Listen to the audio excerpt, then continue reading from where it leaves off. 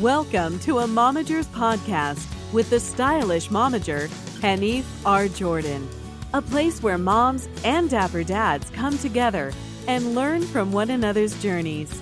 The common goal is to tap into their children's gifts while discovering their own, one home at a time. Let's talk.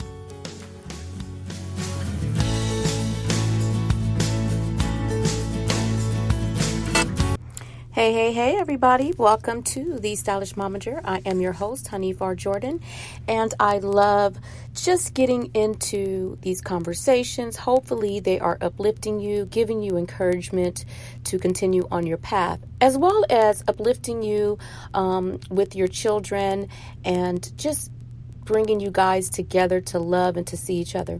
So, I wanted to talk about being very mindful and careful of showing any type of favoritism in between your children. Now, here's what I've learned with my two children is that I will have different relationships with them, but my love remains the same. And each child definitely requires a different way of you as the parent expressing your love to them. And what I've learned, and I'm happy I've learned it because I have always tried my best to leave an open dialogue with my children to be able to express themselves, but for them to make sure that they express themselves with respect and love. But I do understand it when they have frustration coming out of their voice. So we have to understand, we have to learn the difference between disrespect and your child crying out for help, or they're just frustrated and can't find the words to speak to you. And so what's so amazing as today's episode will be about a little about my son, Savon J. Jordan. And I realized that, each child needs nurturing and love in so many different ways. And if we simply take the time out to learn our children's love language, it can and it will basically change the dynamic of your relationship. Now, my son Savon, one of his wonderful love languages is definitely intellectual conversations. And he loves actual physical touch. Just to sit next to you and talk, that's what he needs. I actually love all of our talks, and I pray, that he and I will always have them and they will continue. And another thing I paid attention to with this amazing young man, because I want to call him amazing, because I want to speak that into him. Even in the moments and times that I know that he is not acting amazing, okay? This young guy, he is always about peace and reflection and change. And it reminded me of a passage that I love to read in this book called the Bible. That God bless those who work for peace, for they will be called the children of God. Matthew 5:29. Matthew 5, verse 9, sorry.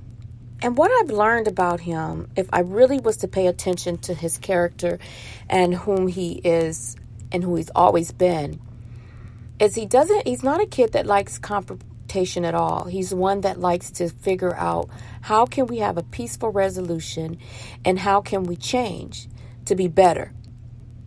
And this kid has always challenged me and his father to do better. And also to allow them to be children. Because sometimes as parents, we can put so much on them and not realizing that we are the cause of their stress. So this episode is basically about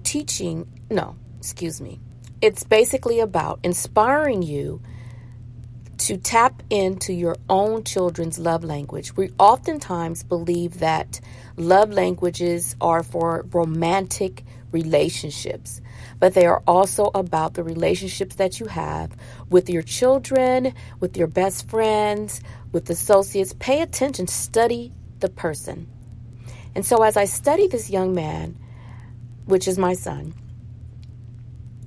I am aware that he needs to have a time with you, that he can have an intellectual, debative conversation. If it's about science, that is his thing.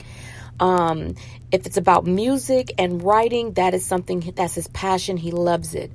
And I have learned to tap into that. But what I've really watched is he loves the quality time, whether it is with myself, his brother, or my husband, them just sitting around next to each other with a peaceful energy around them.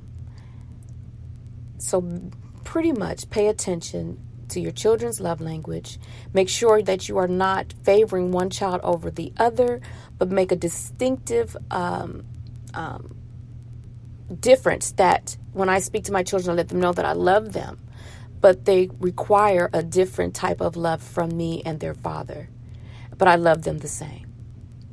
Well, that's it for my little tidbit, everybody. Thank you for tuning in to the Stylish Momagers Network. I am your host, Hanif R. Jordan, and until next time.